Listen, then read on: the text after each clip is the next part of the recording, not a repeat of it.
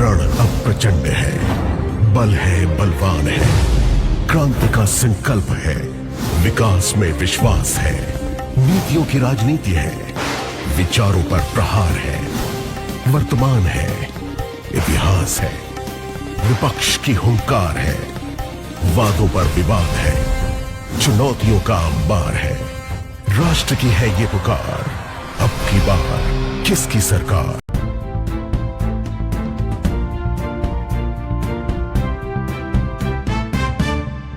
नमस्कार दर्शक मित्रों, आप देख रहे हैं भारत न्यूज। भगवान श्री परशुराम के जन्मोत्सव के उपलक्ष्य पर विप्र सेना जोटवाड़ा विधानसभा के द्वारा श्री पिपलेश्वर महादेव मंदिर, निवारू रोड, जोटवाड़ा, जयपुर पर सामूहिक हनुमान चालीसा का पाठ किया गया।